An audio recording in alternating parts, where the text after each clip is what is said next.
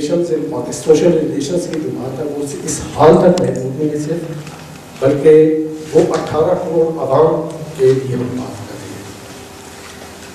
آپ نے یہ فرمایا اسلام کے حوالے سے کہ اسلام ڈائلاگ کی اجازت دیتا ہے۔ جب ہم معاشرے میں چلتے ہیں تو یہاں پر ایسے ظاہر ہے جب ڈائلاگ ہوں گے تو جو ایک مسلمان ہوگا وہ اپنے پوائنٹ آف ویو سے بات کرے گا، ایک غیر مسلم ہوگا وہ اپنی تعلیمات کو مد نظر رکھتے ہوئے بات کرے گا۔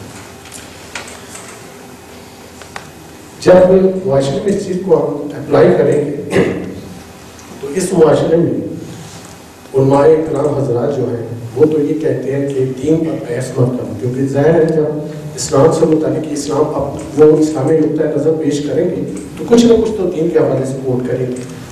تو وہ تو یہ کہتے ہیں کہ دین پر بحث مت کرو ورنہ تم کافر ہو جاؤ۔ تو آپ یہ فرمائیے کہ 18 کروڑ کے معاشرے میں اس ڈائلاگ کی روایت کو کیسے آگے بڑھایا جا سکتا ہے، اور یہ کیسے ممکن ہے کہ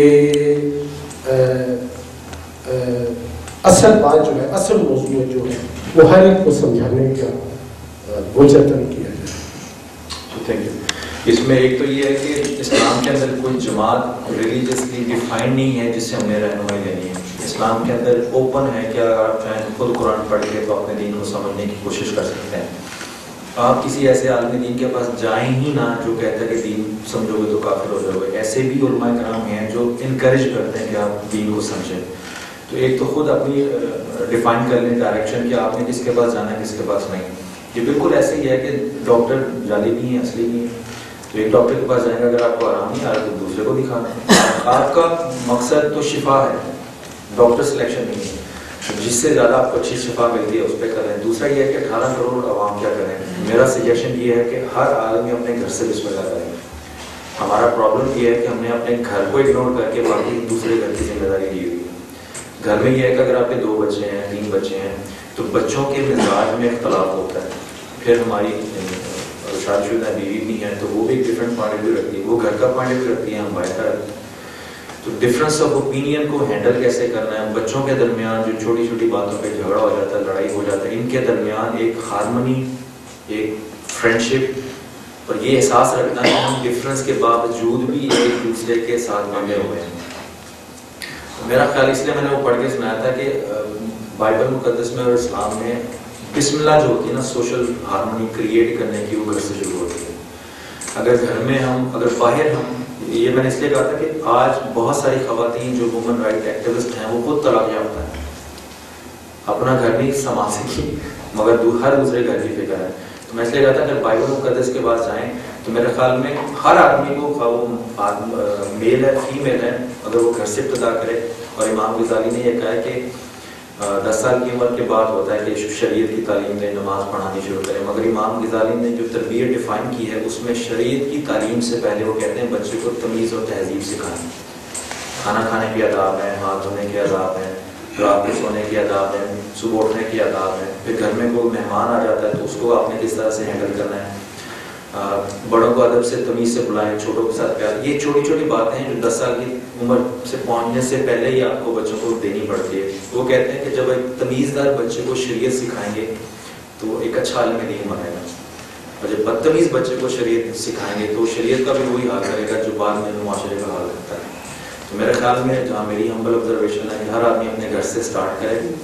اور دوسرا یہ کہ ہمارے معاشرے میں ایک اور ٹرینڈ بھی ہے، ہم ہر مسئلے کا الزام ریلیجن کو دینا شروع کر دیتے ہیں۔ اگر کوئی کرسچن کمیونٹی کا ہے تو اپنے لیڈرز کو رو رہا ہوگا، اگر کوئی مسلمان ہے تو اپنے لیڈرز کو رو رہا ہوگا۔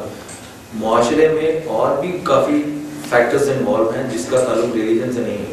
اپنی سیاسی قیادت کو دیکھ لیجیے، ٹھیک ہے، اس کے لا اینڈ آرڈر کی سچویشن کو دیکھ لیجیے۔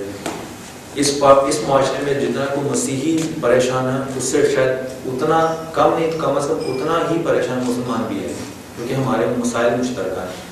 سیلاب جب آیا تھا تو اس نے یہ تمیز نہیں رکھی تھی کہ میں نے صرف مسیحیوں کے گھروں کی بیڑا گرد کرنا، مسلمانوں کے گھروں سے ادھر سے ادھر گزر۔ مصیبت کا کوئی ریلیجن نہیں ہوتا، مصیبت آزمائش ہوتی ہے، اور یہ آزمائش اسی لیے ہے ہم پہ کہ ہم جتنا خدا کے قریب ہونے کا دعویٰ کرتے ہیں کیا اس کے بندوں سے بھی ہم اتنے قریبی ہیں یا نہیں ہیں۔ بارش برستی ہے تو مسیح کے سر پہ بھی برس رہی ہوتی ہے، مسلمان کے سر پہ۔ اللہ کی رحمت جو ہے وہ بے امتیاز ہر ایک کے لیے ہے، کیونکہ ہم میں سے ہر کوئی اس کی تخلیق ہے۔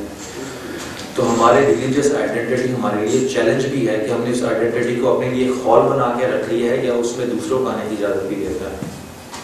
تو مختصراً باقی یہ جو جتنے بھی ٹپس اینڈ ٹیکنیکس آپ کو بتائے ہیں یہ صرف ایک تو آپ کو خبردار کیا ہے کہ جاہلوں سے خبردار رہیں, ٹھیک ہے نا, اور دوسرا یہ ہے کہ یہ چھوٹے سٹیپس لے کے آپ اپنے دین کی ابتدا کر سکتے ہیں. اگر آپ محلے کی مسجد کے ذمہ دار نہیں ہیں تو گھر کے اندر کے انوائرمنٹ کو کنٹرول رکھتے ہیں نا کہ آپ اپنے بچوں کو اچھی تربیت دیں, بچوں کے درمیان لڑائی جھگڑا ہو جائے.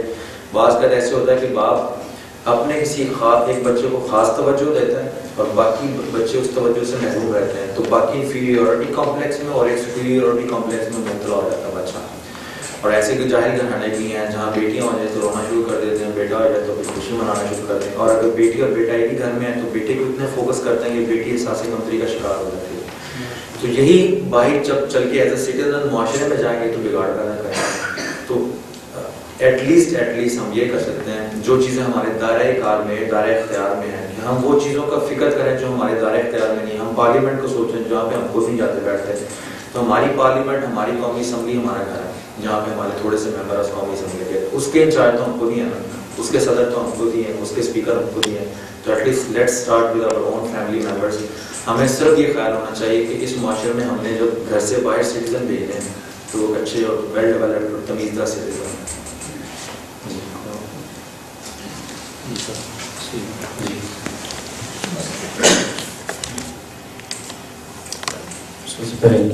Good morning.